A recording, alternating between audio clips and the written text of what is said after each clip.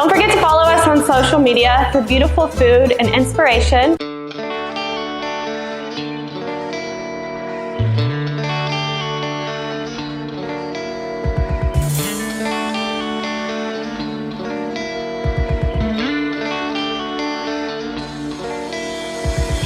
I took an early plane at 7:45. I drove up to the gate of that gleaming Mickey's eye. Gave the parking guy my wallet, and he sucked that puppy dry. Guess I'll hit the ATM inside of the happiest place on earth, where any discount that they offer is just a little joke, and you have to get a bank loan for a churro and a Coke. Mickey's got a strong pimp hand at Disneyland. I strolled on through the gate of that wondrous magic place, and I was met by a mouse up in my face. And I know his name is Mickey, but his palms are a little sticky. Now my wallet's gone without a trace. Goddamn rat. At the happiest place on earth, where all birds look like they're talking and plastic flowers bloom, 'cause Goofy's selling rupees inside the tiki room. Mickey's got a strong pimp hand at Disneyland.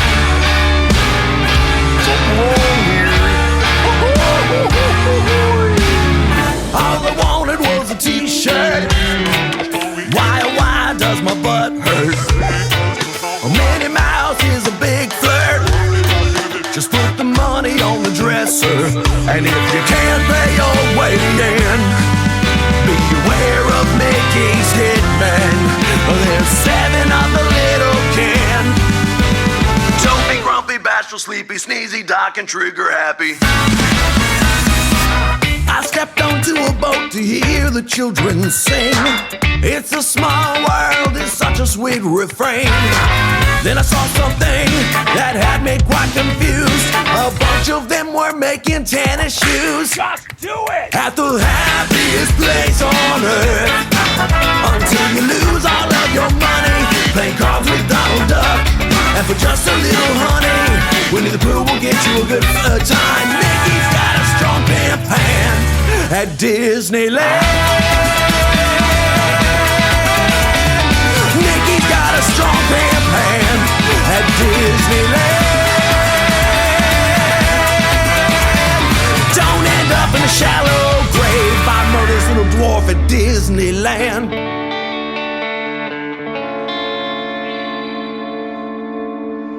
All right, everybody, welcome to Local Love. We do the show live every Tuesday right after Down Ballot. That's 9 p.m. Pacific. Right here on Twitch, twitch.tv/Echoplex Media. Make sure you're following our Twitch channel if you're somehow came across the podcast version of this. Also, if you somehow came across the podcast version of this, make sure that you are in fact following the podcast. It would make Chip feel really well. Speaking of Chip, my co-host Chip is here. How you doing? Hey, what's up? I am good. I'm like lightly baked and ready to get bakeder. That's a word now. It's in the 2022 dictionary. Don't check that. But I'm super stoked for tonight's show. We got a really awesome guest, and I don't know. I'm just really looking forward to this, man. Comedy and music, two of my most favorite things, and we get to do them both tonight. Our returning champion this evening, yes, Phil Johnson. What's up, man? Hey guys, how's it going? Chip, I think that is called par baked, isn't it? When you like when you get a loaf of bread at the bakery and it's like half baked, and you got to put it in the oven when you get home so that it's fresh when you get there. like Papa Murphy's pizza back in the day. You remember that shit? Yeah. Except it doesn't give you the meat sweats. Oh man. I don't know if y'all remember that. He put some weird video out where he was like, he said, I've eaten 40 pizzas in 30 days. And dude looked like he ate 40 pizzas in 30 days. Oh, yeah. God. That dude's a freak. Before we get into too much of the banter, Phil, tell everybody where to find you. Tell us about yourself. You know, elevator pitch for all that is Phil Johnson Incorporated. Sure. PhilJohnsonComedy.com, or that's the home base for everything. And I'm on any place where you stream music. I'm on any of the social media networks except for the weirdo right-wing ones. I'm not on Gab. I'm not on whatever the hell Trump's is. How great would it be, though, if you went on there? Oh, It would be, I don't know if my brain could handle it. I have a hard time dealing with that much stupidity. But so Facebook, Instagram, Phil Johnson Comedy on those, Roadside Phil on Twitter if you want to see me get political on there. But I'm on all the places. If you just Google Phil Johnson Comedy, I come up. If you can't just Google Phil Johnson, though. Because the guy who's an evangelical religious philosopher and the lackey to John MacArthur down at that church down south, he's who comes up first. And I keep trying to beat him in the damn Google listings. And I'm almost there. We could maybe sometime and I don't know, maybe you can stay a little late tonight. Maybe we'll do Phil Johnson on Phil Johnson if that guy does videos. You could crack jokes while that guy's videos run. That'd be so fun. It'll help. It's good for the algorithm. Well, yeah, you've been on the show, I think, twice remote, maybe 3 times remote now. This will be the 3rd time. And you were live in studio one time. And I don't ever have to worry about anything if you're the guest. I just wanted to thank you for being like a really good guest. But it's because... Thank you. It's because I think one of the reasons I like bringing you on is because you stream. So your shit always works. I mean, look, he's got his own website right there on his video, and his audio is impeccable. Thank you. It usually works. Last weekend, I was doing a workshop with my music students, with my guitar students, where they wanted a workshop on like guitar effects and amp settings and things like that. And we had all sorts of technical disasters during that workshop. But that's because I'm not used to doing that kind of streaming. But yeah, for the most part, I try to keep the sound and the looking good and sounding good. Very nice. Well, you're on the first edition of Local Love since I got fiber installed. So that means that instead of not being able to do the show like we had to do the last 2 weeks because I didn't have any upload, now we could do 50 of this show if my computer could handle it because now I have so much goddamn upload bandwidth. Which fiber did you get? Just AT&T. It just rolled out here January 1st. I'm the first person on the node, actually. As far as I know, I'm the only one on the node. It's 300 up, 300 down. Nice. It's their lowest tier, but it's only $45 a month, all in, no fees. That's including all the fees and taxes and shit. So I'm happy with it. I used to have to go, like if we would upload a video, I used to have to go away to do it. Now the fucking progress bar on the upload is just like, brrr, and I'm like, but I have to go to the store. Can't you take longer to upload? Yeah, it's way different. We can't get AT&T fiber. We can't get we have no fiber in our neighborhood, so we can't get it. So we ended up getting Sail internet, which is they put this giant, ridiculous dish on my roof that faces the hills, and somehow that gives us much faster internet. So yeah, it's worthwhile. Oh, they've been emailing me, but I think they took my address and they're like, oh, you don't have a clear shot at, I forget what it was. I think it's Santa Cruz Mountains or something, somewhere, Los Gatos, somewhere up in there, Monte Sereno area. Yeah. So that being said, this is a tricky, super Bay Area show. Yes. Some of the people are like, I came here for music, and now we're talking about Silicon Valley. So I did want to thank you for bringing us one of our favorite people in the chat. I don't know if she's in here tonight. It's Tracy Rowland. Tracy. We just call her Roland. Yeah. We just call her Roland in the chat, and she don't get mad. She don't get mad. Everybody's pretty accepting around here. I remember that from last time I was on. You told me that. Yeah, that's funny. Yeah, I don't see her in the chat yet, but I did tell her I was going to be on tonight, so she'll probably pop in.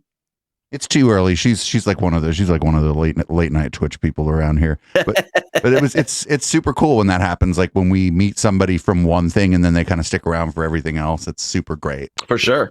Especially absolutely. You were talking about how if people want to see you talk about politics on Twitter. I mean, we're so far down the fucking rabbit hole here that I can't believe anybody comes to this channel and goes, you know what, this is a place I would like to hang out, actually. I mean, it's an acquired taste. We have fun though. Sure. And just like that Happiest Place on Earth song we just played, that was the opening song. That is such a cool song. I like when you like making fun of an experience that children think is wonderful is a great fucking premise for a song. Next, I'm going to destroy Pokemon Go. Right. But the thing is, I'm a huge Disney nerd. My office in the house is lined with Disney crap. And the reason it's in my office is because when we bought the house, my girlfriend said, the Disney crap stays in your office. And so that's where it is. I have signed photos. I have Exitencio's autograph on a Pirates of the Caribbean poster. I have a full-size Pirates of the Caribbean ride poster. My entire office is Disney crap, and I've been a Disney nerd since I was a kid. But I'm a realist about it as well. I like it because of the art, and I like it because of the effort that they put into things. But I also know it's a giant corporation trying to take our money, and so that song is all about these secret ways that Disneyland makes money, especially now after they were closed for a couple of years because of the pandemic. They had to find ways to make up the loss. The weird thing is, I wrote that song in 2006. Oh no shit! Wow. Yeah, it's an old one. I did it in my second comedy special. And the version in that special way different. And I was like the song, but it had left the show, like songs generally do after a while. They'll get worked out of the set list as new stuff gets worked in. And then when I started leaning back into the music stuff in lockdown, I kind of rediscovered it. I was like, I really like playing this song. I've never recorded it. I should dig in and record it. And I didn't want to just do the version that I was doing live because I'd never really thought through the arrangement that much. There's tempo changes and just weird. It was just something I did live and it worked, but it was going to be hard to translate to recording it that way and not real interesting. And so I thought, well, I can just reimagine this whole thing as Disney would do. I will reimagine this song. And I started digging into my collection of free samples and drum loops and things that I've collected over the years that I never use. Because I'm always like a sit on the drums, bang out a beat, play some guitar. I'm a drums, bass, guitar recorder guy, And so I thought, well, let me get outside my comfort zone a little bit with this one. And I started pulling up drum loops and using synthesizers and things like that. And I still ended up dumping a bunch of guitar and acoustic drums and bass and all that kind of stuff on it, just so it sounded like me. But I was really kind of going outside of my comfort zone. And it came out. I ended up being able to put in a whole bunch of little ear candy and stuff. There's 5 different Disney songs that are quoted in the horn parts. And I went and dug around and found the little voices. The Mickey Mouse laugh is actually the one from South Park. It's not the Disney one. You're like, who's more likely to come after me? Yeah, I was just trying to bury little, like Disney would call them, hidden Mickeys. I was trying to bury little Easter eggs in the song for people to find, I mean, if you dig really, really hard and that weird breakdown going into the bridge, under that stack of guitars is the riff from Darling Nikki by Prince. It's buried way in there, but I know it's there. And so I like having that stuff there. But so I was just trying to put in all sorts of little Easter eggs to reward repeat listening, I suppose. It's like a magic eye poster for your ears. Whatever happened to those? Dude, somebody sent me a text message of Static. It was like a meme about today's generation will never remember this. And so my ass tries to look at it like it's a magic eye thing. Didn't see anything. And then I realized, no, wait, that's TV Static. Fuck. Yeah, but if you blur your eyes and you look real hard, you can see Cinemax, the nude movies on Cinemax, right? Oh. We had to watch them, or if you didn't have Playboy and you had to watch the scrambled version. The nudity was just heavily implied. Right, yeah. Side boob at all times. The Cinemax side boob. I wanted to talk to you a little bit about comedy and like some of the some of the stuff going on in the discourse around comedy, and it's going to lead into one of the songs of yours that I really like. And what I wanted to maybe I'll start with a compliment and ask a question. You managed to be very, very funny without taking too many jabs at people, and I think like coming from somebody that would like when people think what I said is funny, I'm taking jabs at people, right? Hopefully jabbing up. Yeah. Usually jabbing up, but there's this Lady Madison Star Moon I'm jabbing down. But I wanted to ask, like, do you think about that a lot? Like, do you, like, when you're trying to put something together, do you think about like, okay, I want to say this, but how can I say this without just like being on Front Street about something that might like hurt somebody's feelings or make somebody feel excluded from what I'm doing here? Like that kind of stuff. Yeah. I mean, I dealt a lot with a lot of that in putting my last special, Burning Sensation, together, because I was attacking subjects that I previously had been sitting in my notebooks for years and I never really had the chops to get to. And I finally started pulling them out. I think I can do this now. But I made people angry for months and probably longer than that, just because the wording wasn't quite right. And, like I have a joke in there about, beginning to understand a little bit of the African-American experience in this country. because white people always want to touch my hair too. And that's a joke that really makes white people uncomfortable, and it makes black audiences howl with laughter. And so with that kind of stuff, I know I'm on track if the right people are laughing at it. Yeah. And I have, jokes that, my girlfriend is Chinese because I'm white, and that's how it works in the Bay Area.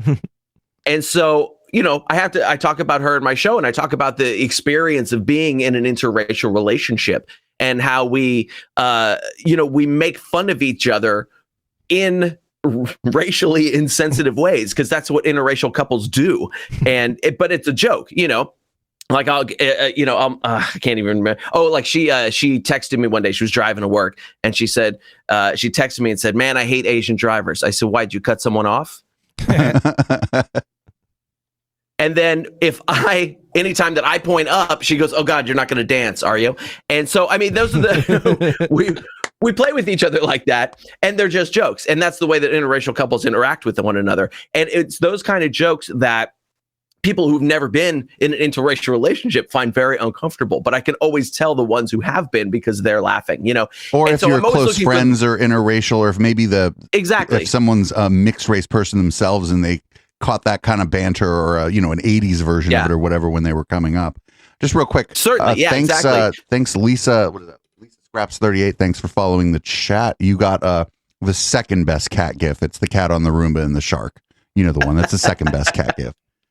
No, the second best cat gift. No, that's real good, and it's like sort of a lead into this song, and it's this "I want to rock socially responsibly." And like when I heard this, I was like, okay, this guy's fucking cool, because you're in a way making fun of what folks at the time, maybe this was before everybody's calling it woke, but at the time people might have been calling it political correct culture. But you were also saying, like, actually we can all have fun together, and so. Yeah, I just was like, this guy's cool and funny, and he's got his kind of finger on the pulse, and it's just you're just making fun of everybody while bringing everyone in this song, and I just think it's like a fucking like a really good piece of rock and roll and a really good piece of comedy, and I hope you don't mind if I play it. Play it. I'm down. 1, 2, 3, 4.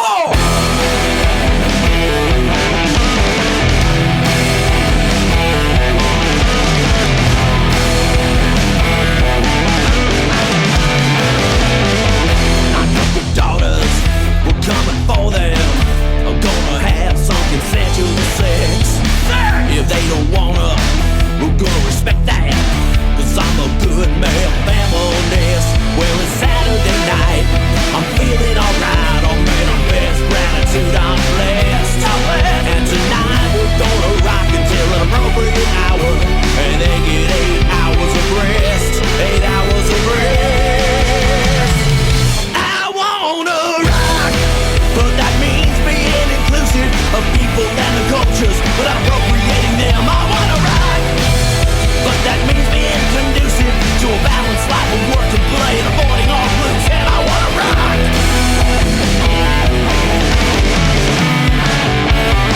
Don't drink too much. Don't drive their Uber. Oh, make sure you're staying hydrated. And then tomorrow, go do some yoga. Your rich chakras looking kind of faded. Well, we're hitting the town and tearing it down. We're gonna help and gentrify this bitch. Don't say bitch. We always make sure that there's affordable housing. We'll put it underneath the bridge. Underneath the bridge. I wanna rock, cause I find my work fulfilling. I invest in companies that are ecologically sound. I wanna rock. I don't need no 401k. I'm a cowboy and a rebel with a maxed out IRA. I wanna rock.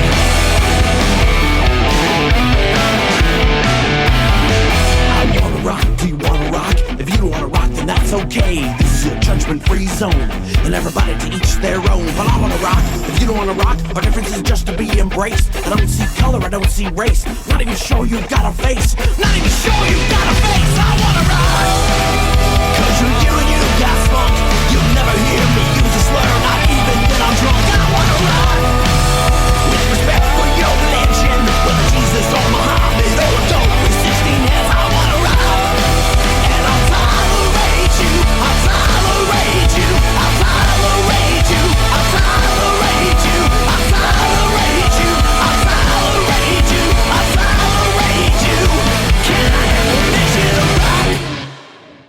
You have permission. Phil Johnson and the Roadside Attraction. Man, that is a fantastic song. One thing I really love about all the music you've given us is the production value, or the production quality is just, I mean, it's solid. You know, I mean, I can think of like plenty of music. I'm a big comedy guy, so I can think of like plenty musical comedy acts that I've seen. Ooh, may I order a cocktail, please, sir? Thank you. Awesome. This is one thing I love about like podcasting over radio is like I can say fuck shit. I can smoke weed. Sure, yeah. I can go get Dave to get me a cocktail. Yes. But yeah. Anyway, I appreciate that because I mix that one myself, and I don't think very highly of my own mixing skills. I mean, no artist does, you know, and like no artist, no project is ever fully complete. Sure. Yeah. Now my larger productions like that one, I have a mix engineer that I'm working with in London who's been doing a bunch of my singles lately, and nice. They're coming out even better now. They're very exciting. That's dude. It's working, man. It's great because not you know how like some comedy music is just like it's leaning a little bit too comedy. Like this is still like a. Like you could just drive down the road and fucking rock out to that song. And I don't know, like some of them, it gets a little too campy, you know, it almost goes like a little too into the comedy where it's almost like you couldn't use it as like a jam. Like you could just throw that under a running playlist. Sure. I come from a songwriting background, you know, I was a guitar player in a rock band. And so everything to me, it's gotta be a good song first and then funny.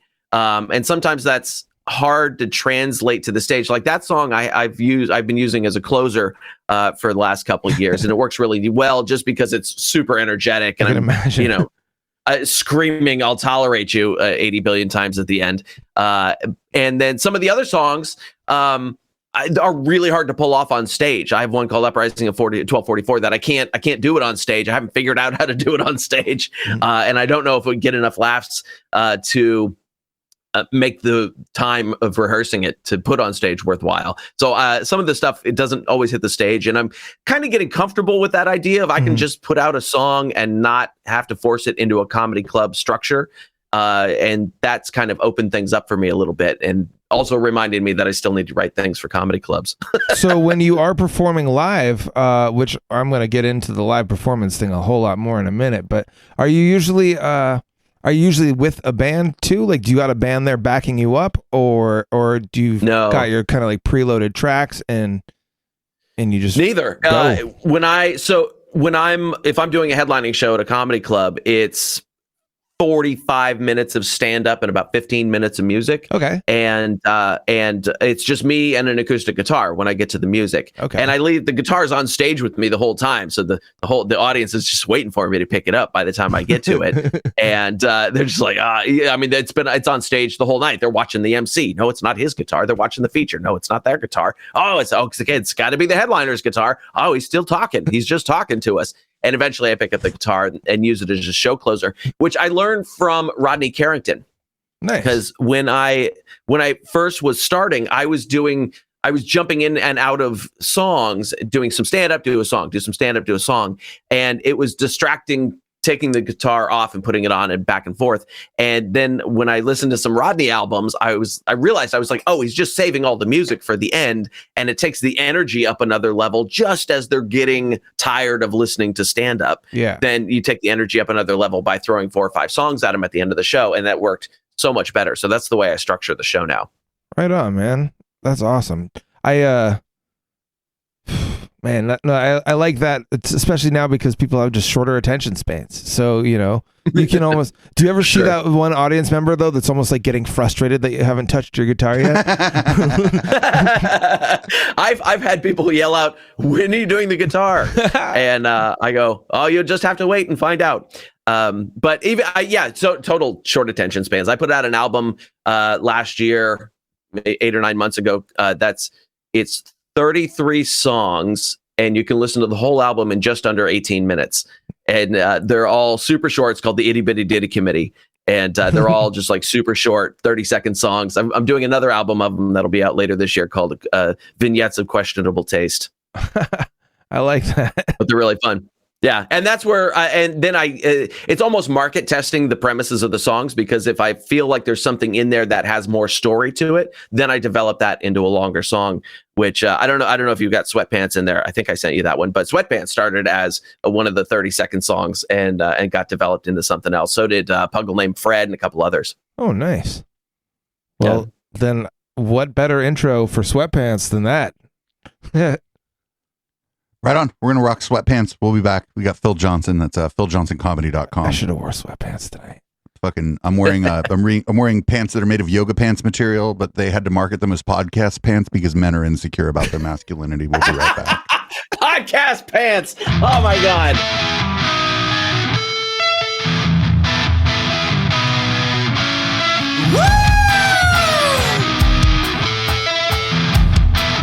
Throw your leash wear in the air.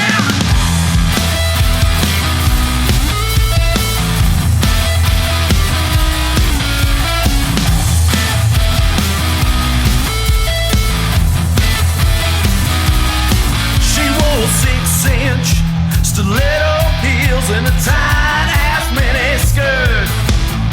I looked at her and I thought, ooh, damn, that looks like it kinda hurts. Put on some sweatpants, sweatpants and fuzzy slippers. Put on some sweatpants. I said they still fit tight and your butt still looks nice, but you won't have to walk like you're walking on ice. Sweatpants. I could see some impetigo because spandex donuts don't sweat. She's gonna end up with Achilles tendonitis, cause heels that high are a threat. Put on some sweatpants, sweatpants and Nixon slippers. Put on some sweatpants, sweatpants and Hugh Grant slippers.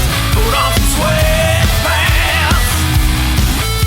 No pulling it down, we're sucking it in. It's wrinkled up, it's looking like an awful skin. So sweatpants.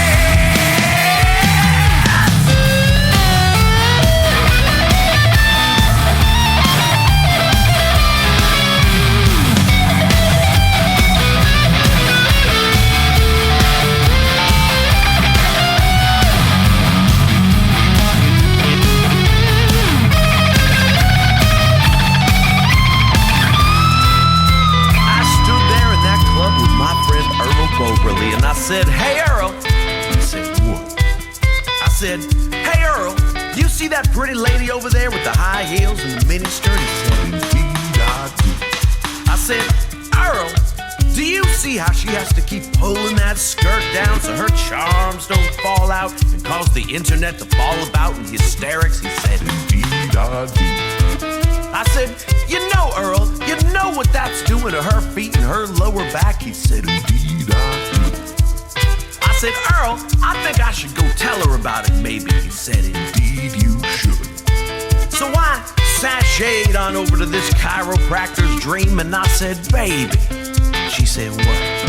And I said, baby. She said, what? And I said, baby! She said, oh my God, are you deaf? What? Put on some sweatpants, sweatpants and Thanos slippers. Put on some sweatpants, sweatpants and Gollum slippers. Put on some sweatpants, legs at 4 and 8 instead of 6 and 6. My elbows dance, no money spent on blister sticks. So some sweatpants, sweatpants, sweatpants, sweatpants, sweatpants, sweatpants, sweatpants. 100% pre-shrunk cotton, baby.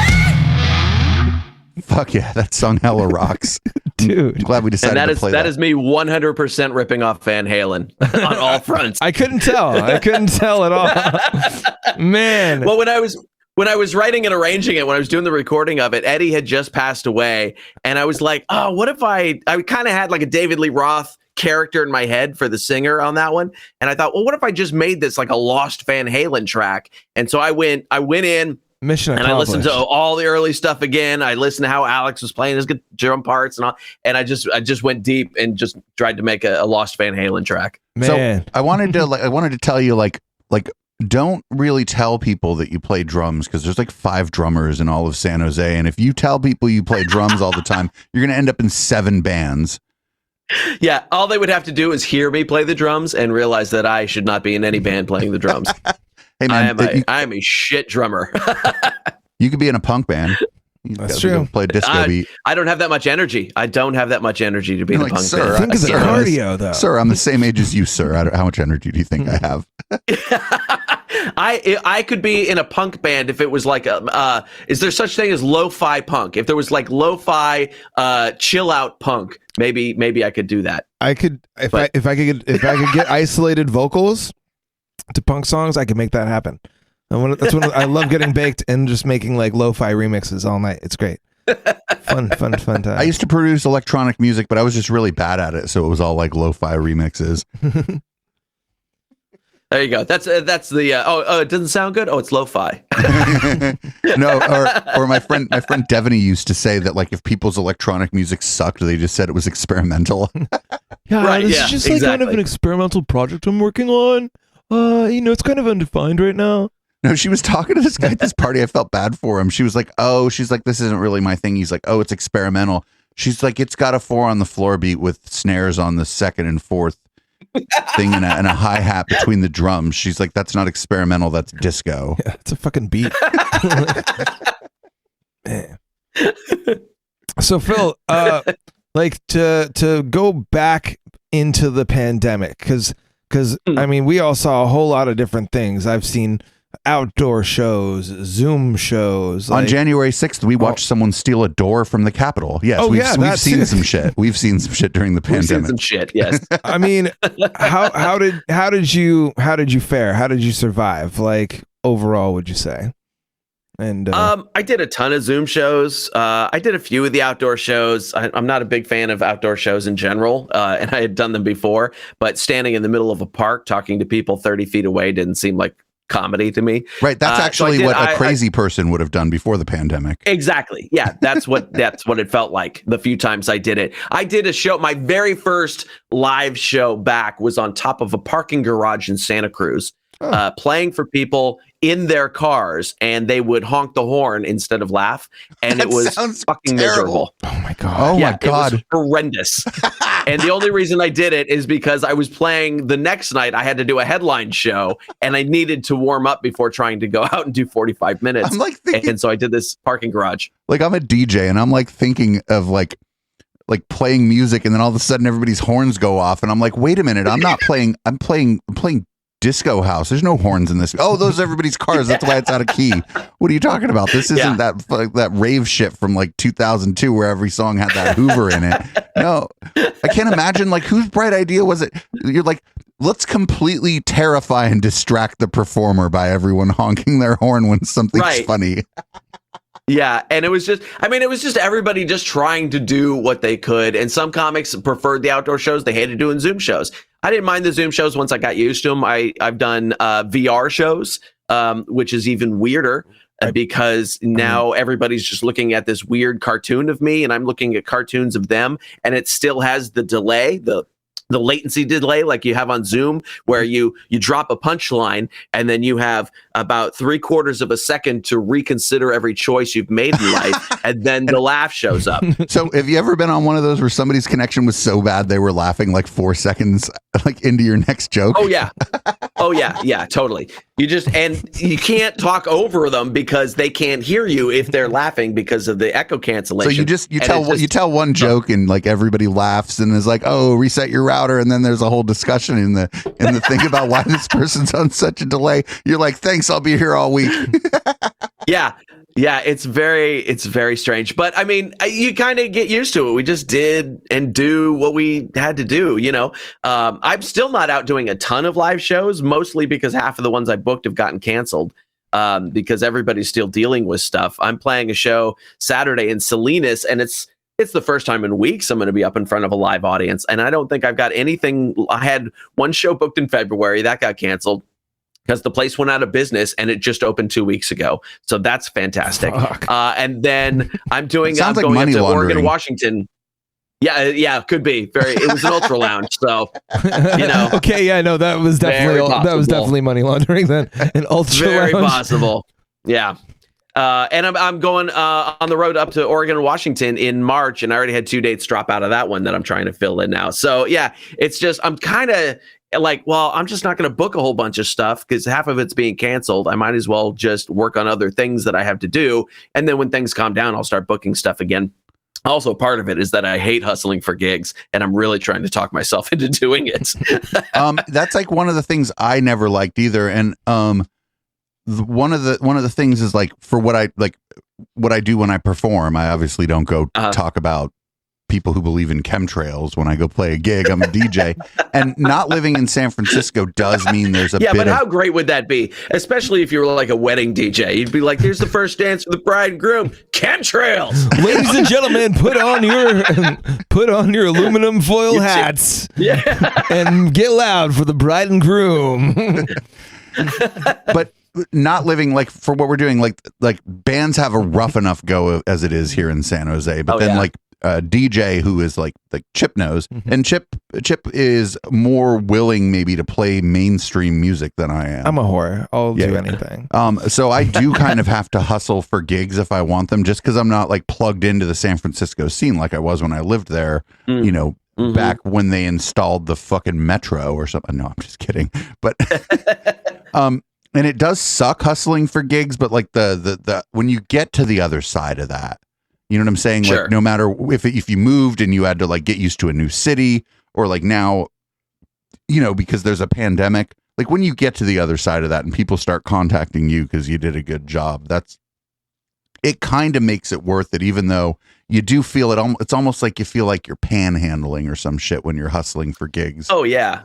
Yeah, and it's it's spitting into the wind, just emailing availabilities out to people, and you never hear from them. And another thing that kind of happened in the comedy scene around here is that there is an entirely new crop of comics who decided to start comedy during the pandemic because they had nothing, they weren't going to work. I feel like you're eventually going to have a bit about that. If you don't have a bit about that, the next time you come on the show, I'm kicking you off the show. But I show up at gigs. I'm like, I don't know any of the comics on this show tonight, and I haven't gone to hang out at the Punchline on Sundays yet. I haven't been there since before the pandemic started because the Punchline doesn't like me anyway. But it's a whole new crop of people, and the Punchline is people wrong. That I know. Well, thank you. Yeah, I agree. But even the people that like 3 years ago that were getting started, they're the ones telling me like, I don't know any of these people in this room. Who are these people that started? You don't know this guy? He's really big over in Carol's living room.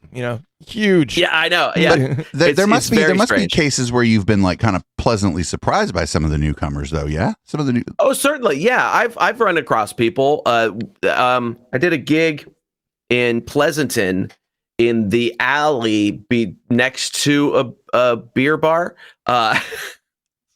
It was one of those. That's so funny. That's like something that would have been illegal before the pandemic. They'd be like, no amplified sound outside in Pleasanton. And now like Karen and Susan with their white wine are like, this is great. Yeah. And so it's like this wine bar, and we're playing in the alley next to the place. And there's this little rickety stage. It's like a pallet on some cinder blocks. And so they were throwing a rave. Yeah, totally. Yeah, exactly. And I didn't recognize any of the openers. There was nobody I knew, and one of them was good. Two of them will not be around in 6 months, but one of them had some definite promise. And I can tell early on if they've got, even if their material's not good yet, I can tell if it's going to be good. And I'm almost always right. I'm never.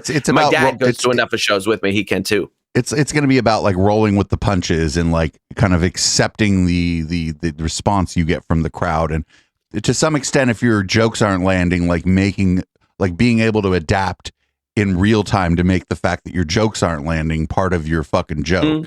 You have to do that. Yeah, and just the way they think and the way they write, I can usually tell if it's going to be good in a year from now. And they might not have it together, but I go, oh, they've got interesting ideas. They just don't have the punchlines yet, or whatever it is. They don't know how to put the premise together yet. They didn't edit the joke enough. I mentally rewrite everybody's jokes as I'm listening to them, and that's just my own mental exercise. I think it's like impossible not to. Like once you're like in that like I know so many comics that'll go and watch other shows, but then that's kind of all you can really do. It's like you still appreciate the show. Oh yeah, but then you're just like rethinking it your own way. Well, it's and Chip, you and I are both DJs. If you're listening to somebody spin, you're or if somebody does like a transition, I'm like, that was cool, but I could do it way fucking better. Yeah. Or I seen you one time, by the way. There not only you, but Bates. It was at one time at Johnny V's. Fun. Both of you were rocking out while I was playing. I was like, that's what I want. Fuck the rest of these people. Like, there's two other DJs here rocking out. Phil, like. That's actually when you know there's other comics in the audience, like maybe there's more other comics in the audience than usual. Do you get nervous?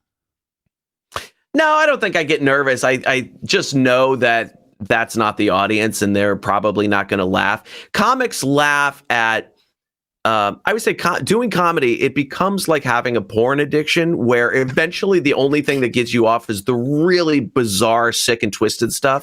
And comics are the same way. It's the comics are going to laugh at the really off kilter stuff that a lot of audiences wouldn't laugh at. Like if you sit in a green room with comics, it's a different show in there for sure. Real.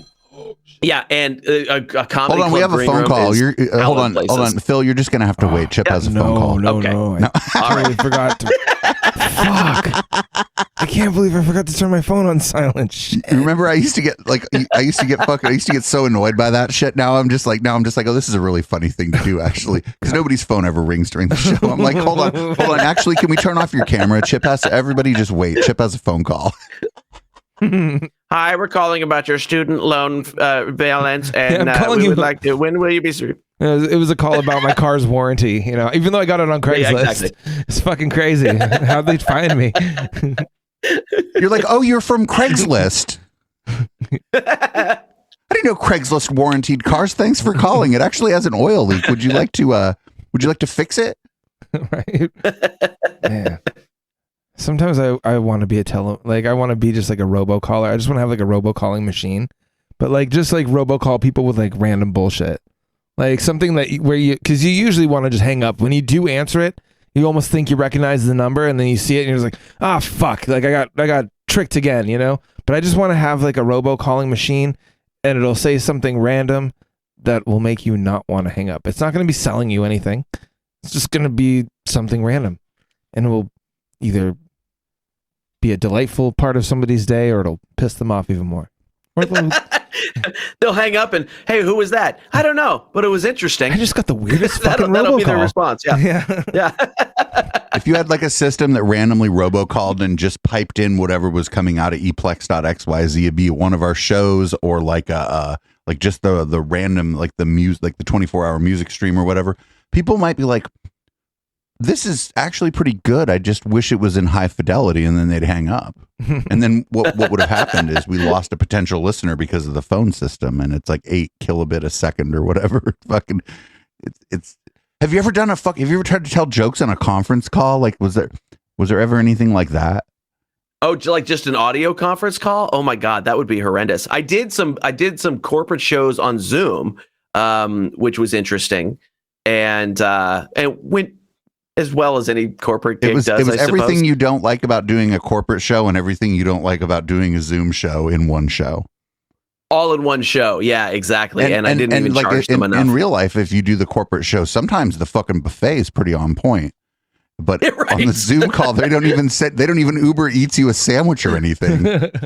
Yeah, I know. And then I got a referral for another corporate show from one that I did, but this one's supposed to be a live in-person show in San Diego, in another city entirely. And they were like, "Oh, we're hoping we can get a similar price." And it's like, "No, you're not going to get a similar price. I undercharged them because I didn't have to leave my house to do it." And right, the charge goes up because you got to leave, but then they also got to put you up. Yeah, exactly. Yeah. I was like, oh no, there's airfare and hotel. Oh, and you want a shit ton of custom material. That's going to cost you. Gonna need a limo. So Can't forget the limo. Right. Like, not to front anybody off, but a friend of mine wanted me to play their wedding in the San Diego area. And I was like, oh, I'm not that kind of DJ. I don't play weddings. He's like, no. We hired that kind of DJ. We rented a hall for the reception, and we can go till 3 a.m. And what we want to do is I want to see my wife to be's auntie get down.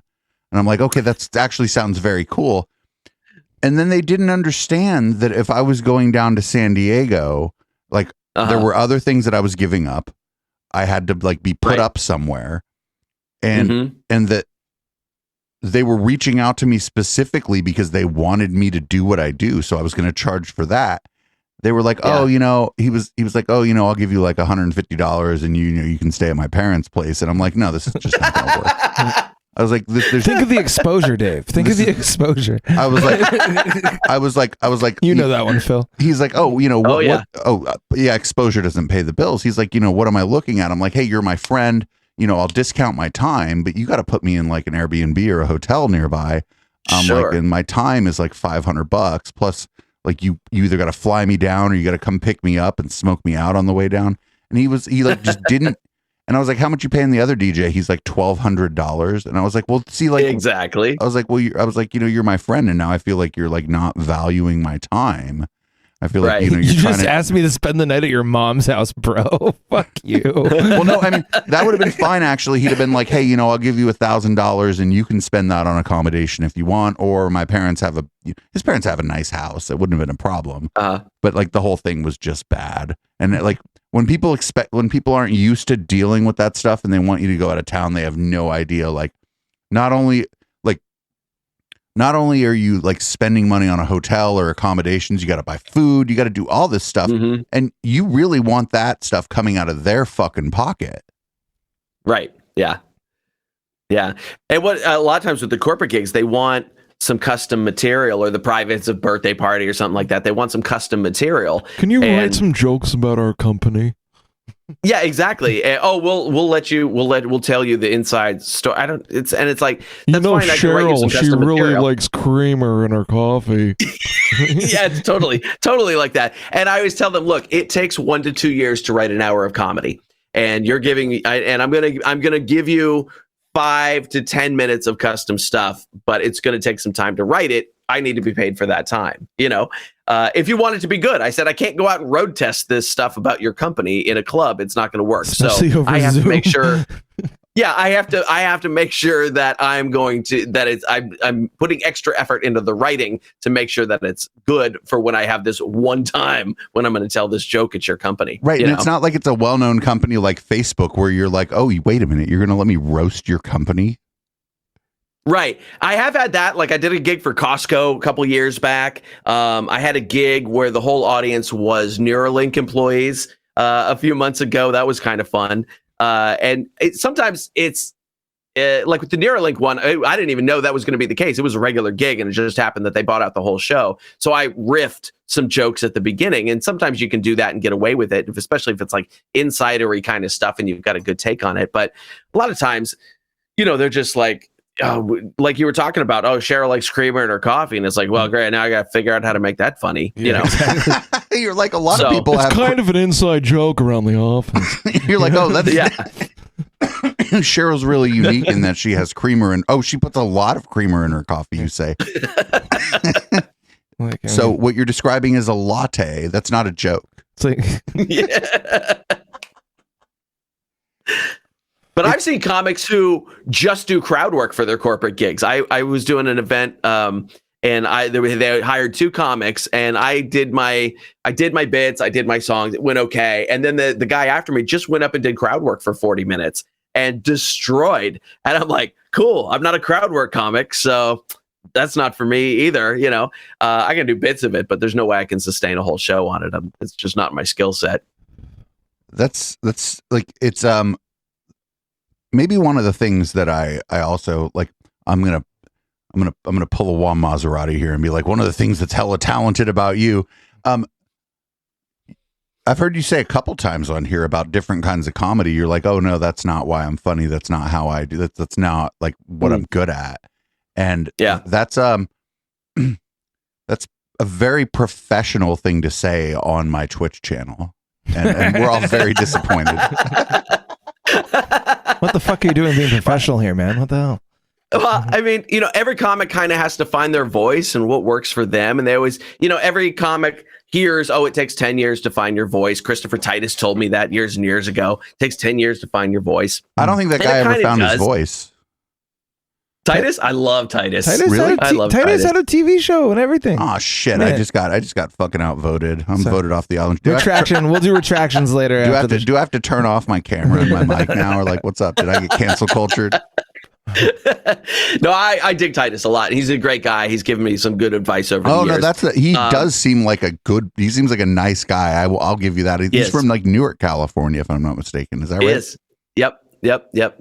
He is. So he's a good dude. He's given me good advice over the years. But can you get him on the show or not? What's that? I can tell him I don't think he's funny on the show. Can you get him on the show?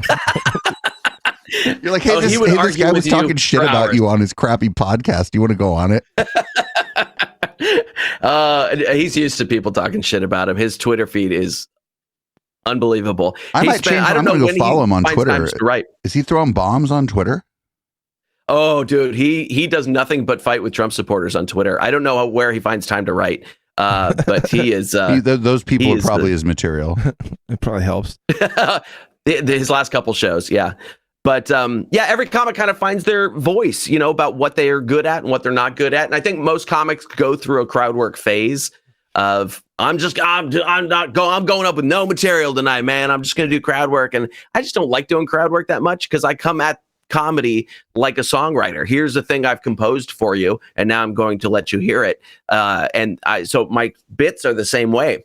They're very composed. They're not improvised. They sound conversational because I've rehearsed them to sound that way. Just my God, I love Christopher Titus. Loose. Check this out. Here's the tweet I found of his, and here's why I love Christopher Titus. He said, "Hey, YouTube, we actually have a pro-vax Harvard-educated doctor who gave us researched facts about Omicron, and your dumb shit bots blocked it. Did Rogan write your algorithm?" Oh my God, I love Christopher Titus. I don't even want to have him on Local Love. I want to have him on one of the news shows. Oh, he'd be great on that stuff. He is well informed. All right, I take back anything like even slightly critical I said about Christopher Titus. I love him. Okay, you want to hear something really funny? You want to hear? Do you remember Richard Marx? Oh yeah. Did you know that he is throwing like good buddies. Some of the most massive bombs on Twitter right now? Oh, you probably follow him. He's so great. Yeah, I do because of Titus, because he and Titus became friends, and I was following Titus. And, could I be friends with both of those people? Do you know what kind of my studio would look a lot nicer if I was friends with Chris Titus and fucking Richard Marx? Oh, I would not friends. Well, I just follow him. Titus and I wasn't are very lightly acquainted. And talking about you. But no, those two together are hilarious on Twitter because they have a combined intellect greater than the sum of their parts, and it's they just take down idiots all day long. It's what very a weird world, by the way. If somebody in 1996 would have told me that Chris Titus and Richard Marx would be like hella tight in like 2022, I'd be like, really? Are you sure? Yeah. But then if somebody would have said that to me, if somebody would have said that to me in 2020, I'd have been like, that's cute. You believe in 2022. You believe it's going to happen. Didn't we have an asteroid like come close to the Earth again today? And it's like, was it Roy Wood Jr. said, still can't make a basket universe. Something like that. Every time that asteroid comes, I'm like, well, I mean, if it lands like on North America, I won't feel it. And this will just all be over. Exactly. Yeah. That's what I'm saying. We all just need to leave it once, and then nobody is sad. Right. You could either leave by riding the comet, or you could leave when the asteroid hits your planet. And I think those are the two ways out for humanity. We all ride the comet on the same day, or the asteroid takes us all out. Well, yeah, I was going to ask you, so like... Look at Chip try to deal with this. I'm like, Jesus fucking Christ, he was in the middle of a story. You got an idea. I forgot what he said. I was going to ask what he was... Anyway. The people are here to see me, sir. I'm just kidding. Go ahead. Y'all can have it. Do you want me to get you a beer? Sure. Yeah, thank you.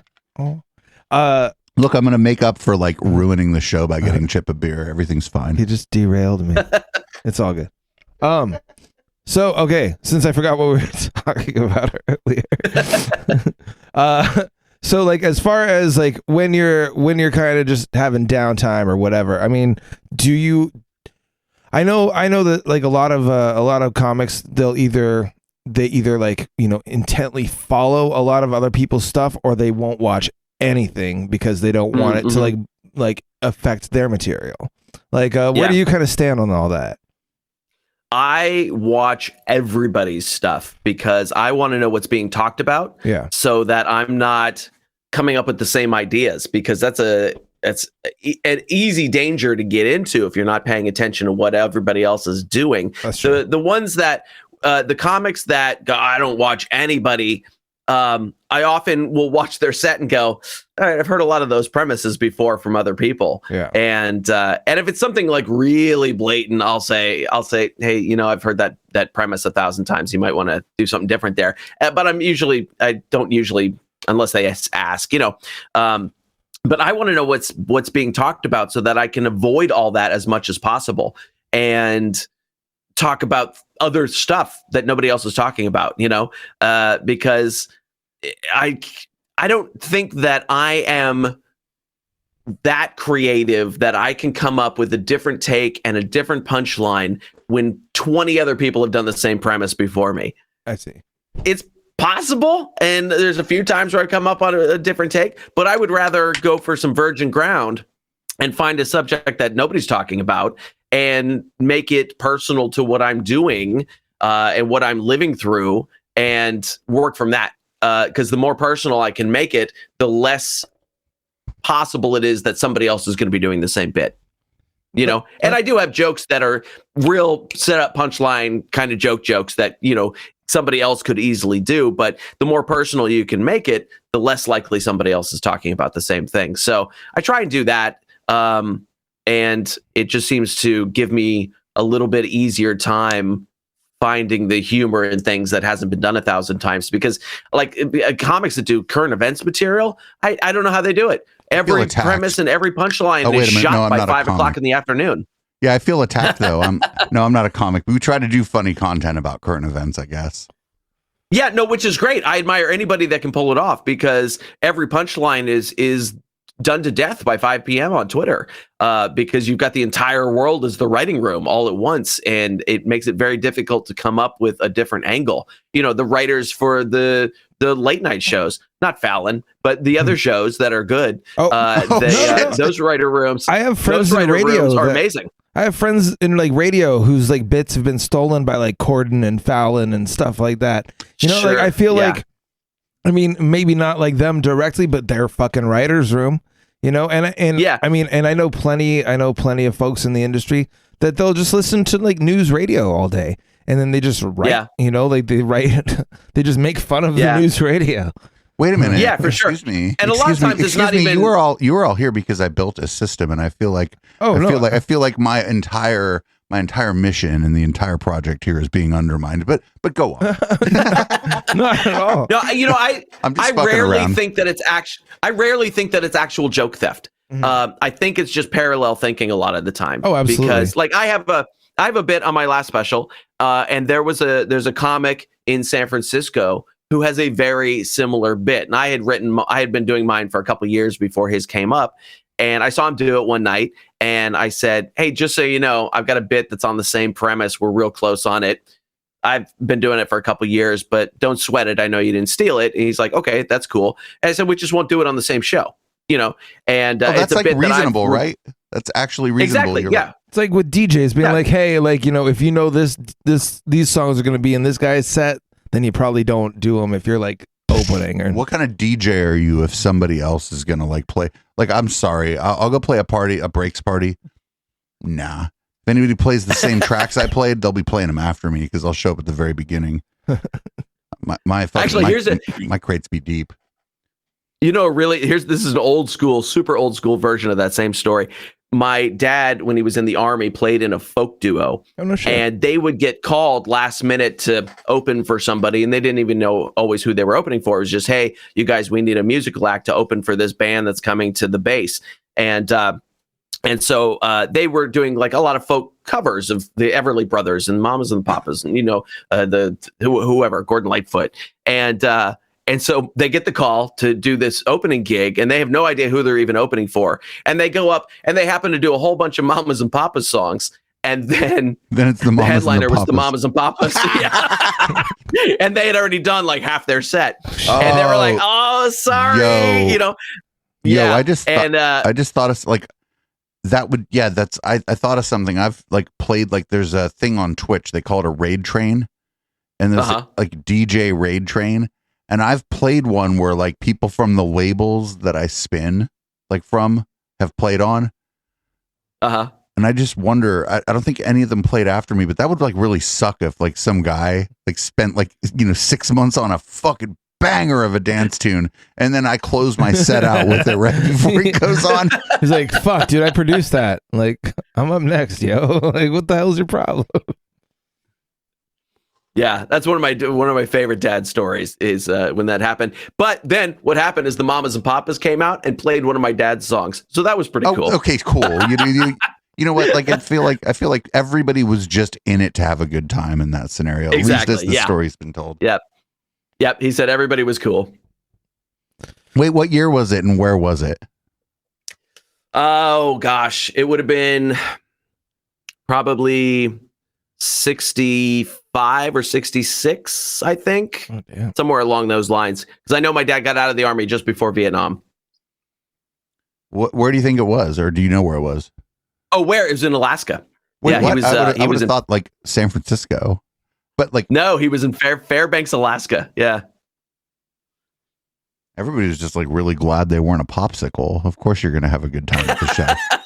Right? I suppose so. You don't really think of like the swinging '60s and how cool the '60s were, and then you're like, the '60s in Alaska. No, like people think of Alaska one way, but Anchorage is a big city. Actually, it's like sure. It's not like big like San Francisco. It's probably more landmass, but it's not the same number of people. But it's still a city. Mm-hmm. I mean, it was there at the same time. If it had fiber and I could get away from all of you people, I would move there right now.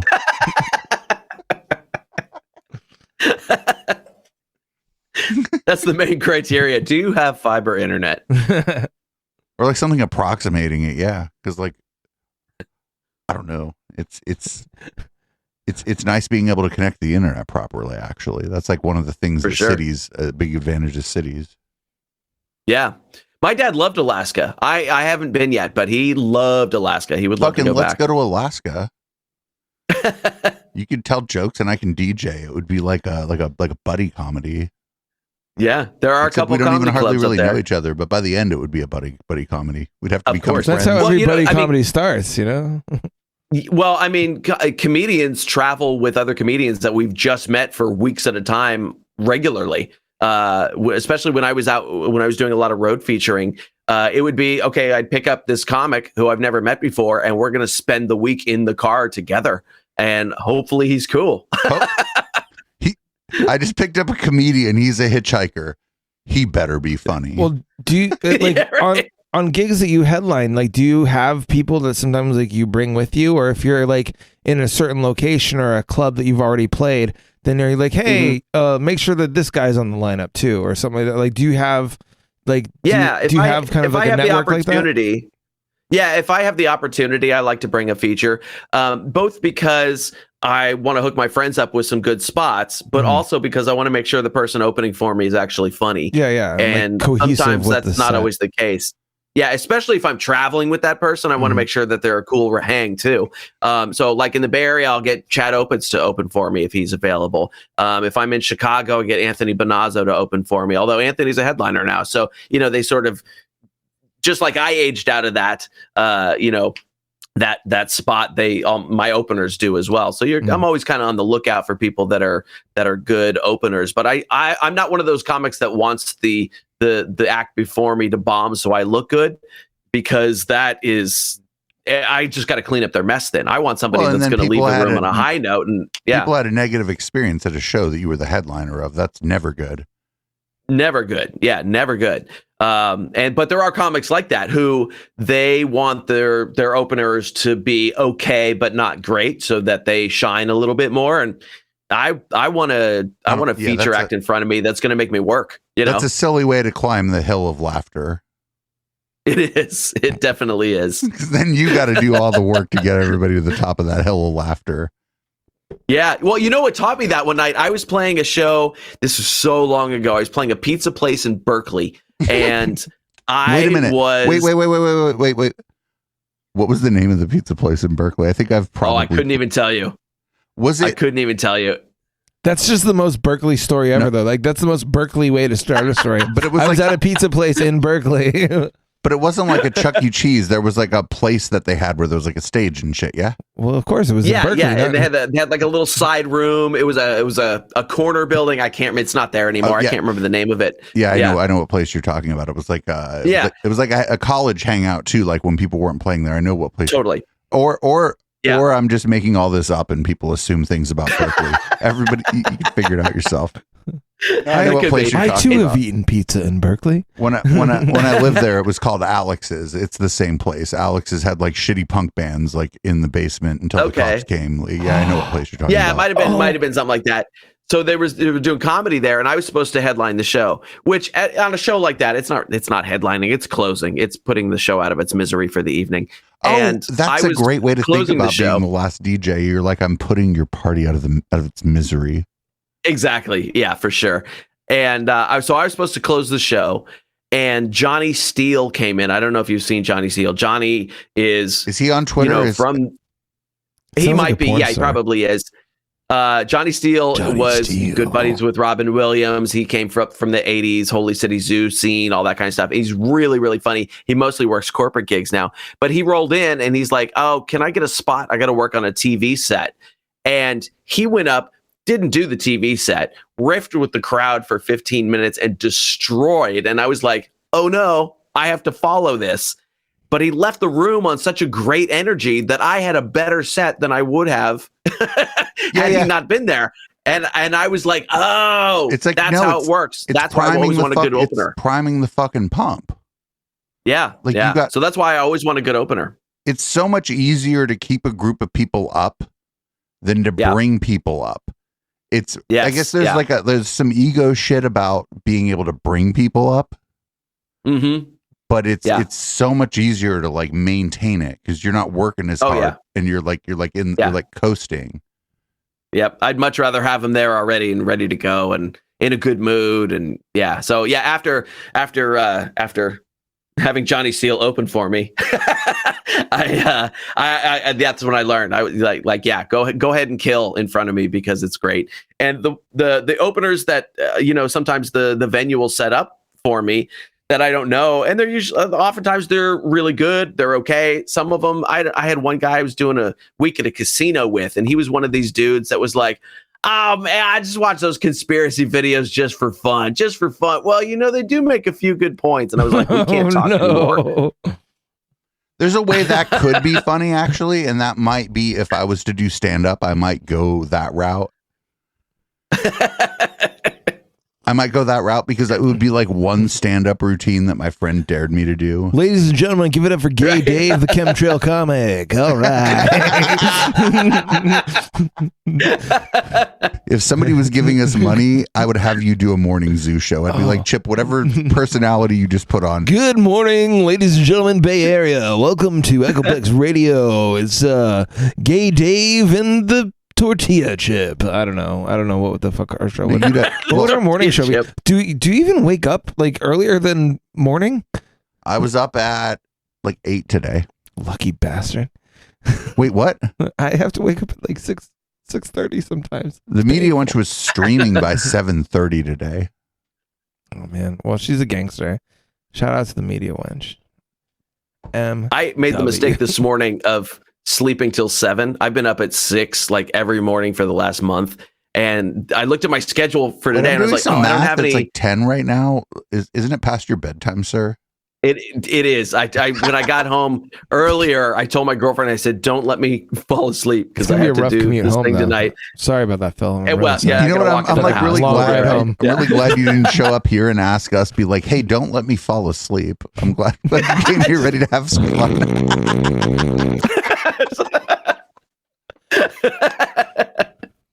But I looked at my schedule last night and I was like, "Oh, I don't have a bunch of meetings tomorrow.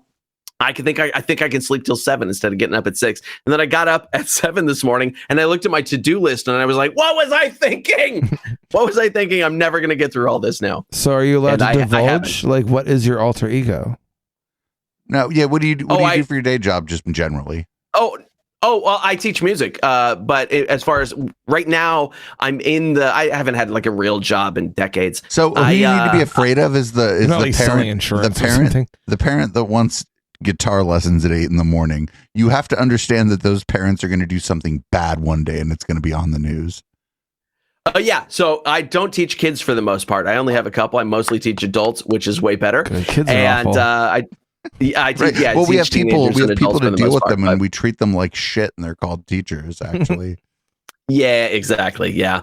And I've got a couple of morning lessons, but right now I'm in the middle of 2 very expensive coaching programs that are really, really keeping me busy. And I'm in one program that's helping me with artist stuff, promotions, marketing. It's going really, really well. It's fantastic. And then I have another one for developing my teaching studio.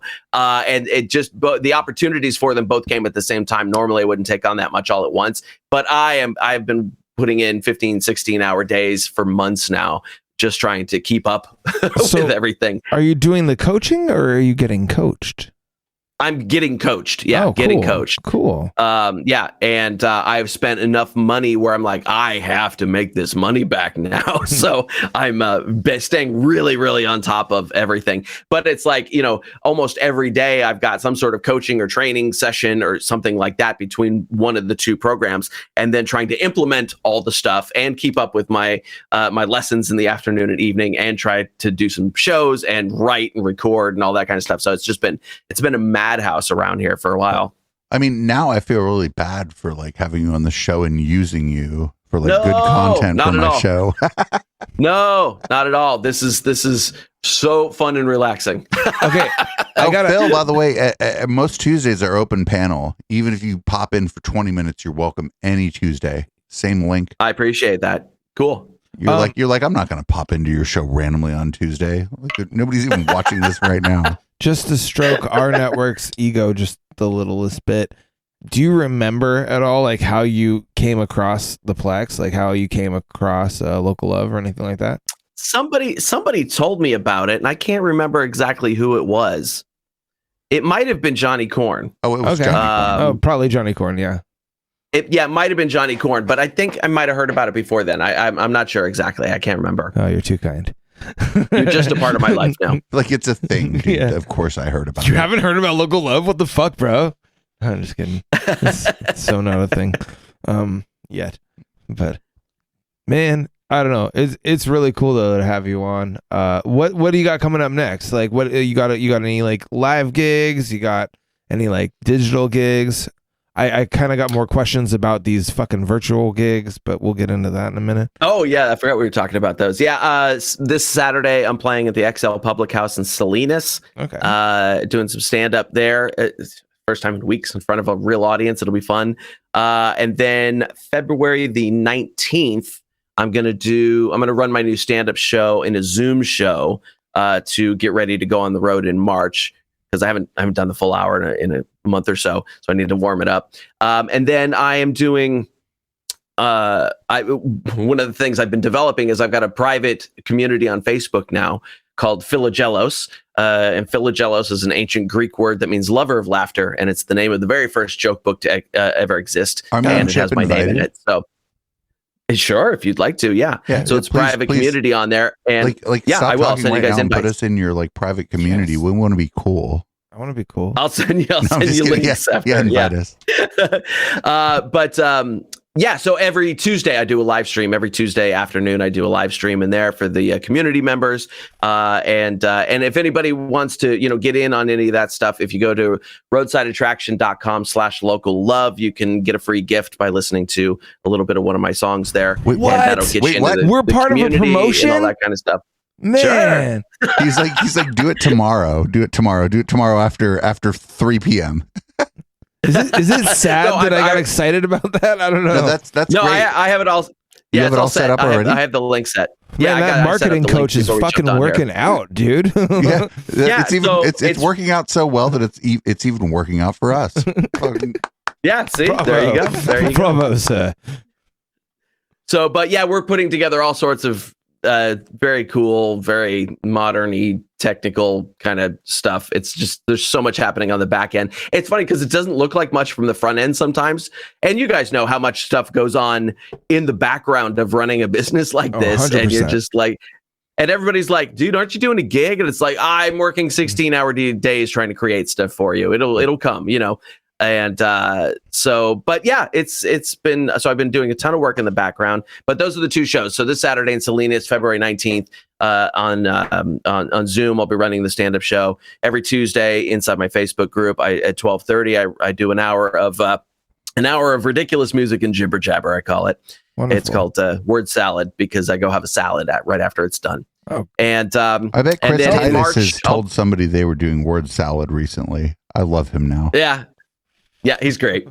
And then in March, I'll be in Oregon and Washington doing some shows up that direction. But Cool. all the tour dates are on my website. Venues you've been at before, or are they new spots? No, venues of I think everything I've done before. So I'm playing Chadwick's in Medford, Oregon, and then I head up to do a place called Collector's Choice in Snohomish, Washington, and then I head over to Richland, Washington to do Jokers for a weekend. All right, cool. You ever have somebody come up to you and be like, "Hey man, I didn't know what I was in for when you came up on stage, but I really liked it."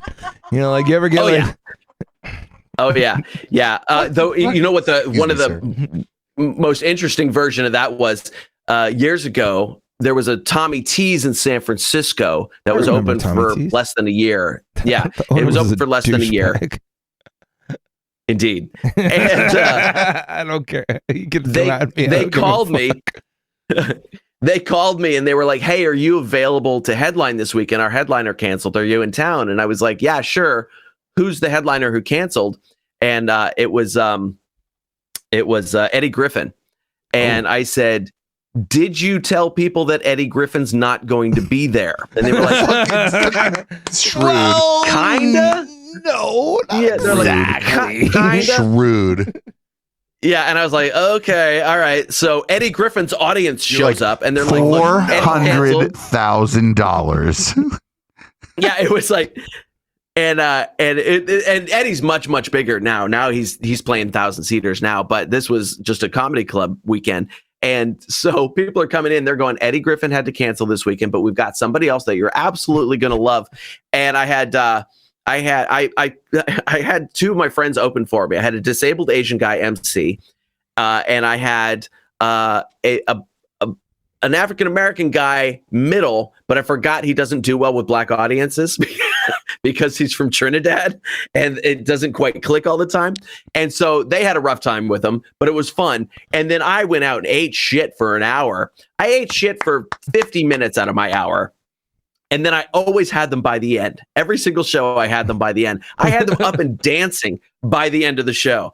And I have never worked so hard in my life to make that happen.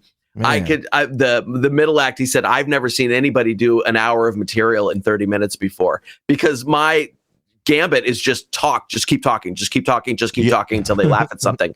And I came out of that weekend a way better comic, but it was some of the hardest shows I've ever done trying to win over Eddie Griffin's audience. Like, we came here for Eddie and we got this guy. I know. I kind of wanted to go out there and go, "Oh, what about white people?" And just do his act.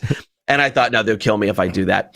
But yeah, it was woof. Yeah. So I would, in that case, yeah, I've had people come up to me and go, "I didn't know what to expect, but You did it. And I get the same thing. That's probably like a solid ass compliment, though. Right? Like that's not one of those. Oh my god, you were so funny. It's like I didn't know what to expect, but you got it done. You're like, actually, that's a compliment. Thank you. Thank you. Yeah, that one. And I get the same thing. I get the same thing from redneck audiences in the Midwest because this walks on stage. Like what you did there. Yeah, and I get the same thing now from. I have a big chunk in my new show about Catholic saints and all that kind of stuff, and I have Catholics come up to me now and go, all right, yeah, you got it, you know, and it's like, so as long as I'm winning over those people like that and the people that are the subject of the joke, then I'm gonna, I'm on the right track with it, I suppose. That's awesome. All right, so. This has been a podcast. Phil, you're welcome to stick around, but also I heard you have to be up tomorrow morning, so you're welcome to like split too. After you told us how early you wake up every day, now I've just been sitting here trying to crack jokes and feeling guilty for taking time that you should spend asleep. Not at all. This has been super fun. Phil, where can we find you? Where should people go? And if somebody wanted to maximize their contribution to you with spending the littlest amount of money, what's your highest profit margin item in your shop? Oh gosh, let me think. I guess in the shop on my website, the t-shirts are a nice thing. They say be yourself unless you're an idiot, and those are fun. I'll buy one of those. You should have led with that. And that's the name of my second special, and I made t-shirts when that special came out, and I keep selling the t-shirts and I don't sell the special anymore, although you can get that special there because it worked. But I have some other packages, so if you come into the private group, there's actually a free package of swag that you can get. You float me a couple bucks for shipping and you get some free swag, and then there's a VIP bundle too. That comes with a t-shirt, a flash drive with all my specials on it, a notebook that says all my bad ideas, because every comic carries around a notebook full of bad ideas. So now you actually have one that says all my bad ideas. So Phil, hold on a second. Like cool you're not only self-deprecating, you're also in-group deprecating. Yes. Like me and people like me do this thing. It's kind of funny. Oh, if you were to peek inside a comic's notebook, it is a scary place. You would be like, this person needs help. Bro, I toured with Pablo Francisco. Okay, I know exactly what the fuck you're talking about. Oh, speaking of somebody who needs help. Yeah, exactly. Yeah. I love you, Pablo, but yeah, he does. Yep, indeed. Oh, so anyway, yeah, PhilJohnsonComedy.com. So y'all can, like, if you're mad at anybody, you can just talk about it right now. Nobody's watching. No. But, holy shit. But what I meant to ask is, where can people find you? Where's the best place to find Phil Johnson and all things Phil? PhilJohnsonComedy.com. That's the headquarters. Wait a second. Then what's roadsideattraction.com/store? Is that somebody else? Goes to the same place. Okay, cool. I was like worried. I was like, shit. Yeah. Somebody's ripping you off, bro. Nope. So they both go to the same place because I have both domains and they go to the same place. Yeah. Good so roadsideattraction.com or PhilJohnsonComedy.com. And if you go to roadsideattraction.com/local love, you can get a free gift for listening to one of my songs. Oh my God. Man, that is the coolest. You were all right. Every guest that comes on afterwards has like this bar to live up to. You need to give people something, like literally just send things to people because they listened to you on Local Love. Phil, thanks again. My pleasure. Big shout out to you. If I have you on, I don't have to worry about nothing. I'm like, here's the link and here's the time. And like, I don't have to think about shit.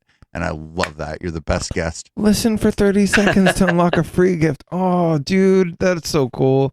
Thank you. Man. You're welcome. Man. Guests never make us feel special, Dave. Like I'm going to cry. Yeah, for real. Man, that's so cool. Me and Chip, you're going to come back and we're going to be on the same camera. And we're going to be holding each other. Welcome back to Local Love. It's been a really beautiful show. All right. That's the end of the podcast. Read us out, Chip.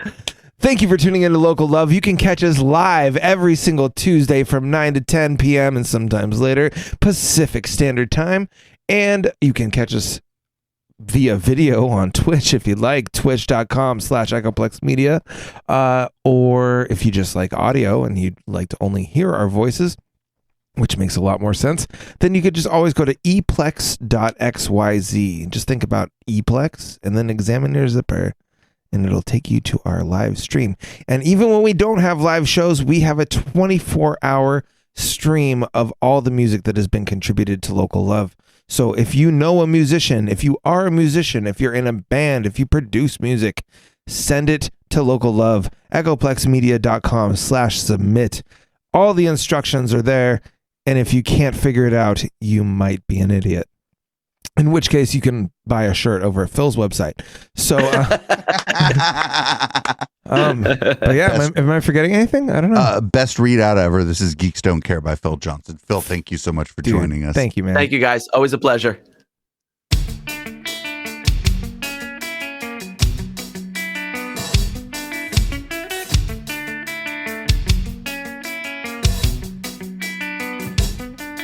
You don't have to be anorexic like a teenage pop star, and it's totally cool if you've got some scars. If you want to be sure that you'll wed, play the Imperial March when he comes to bed.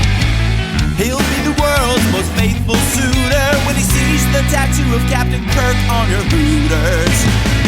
With the geek by your side, even if your butt is wide, you can roll with pride through the red fair. With the geek, you'll be fine. You can look like Frankenstein, who will not decline. You're the answer to his prayer. 'Cause geeks don't care.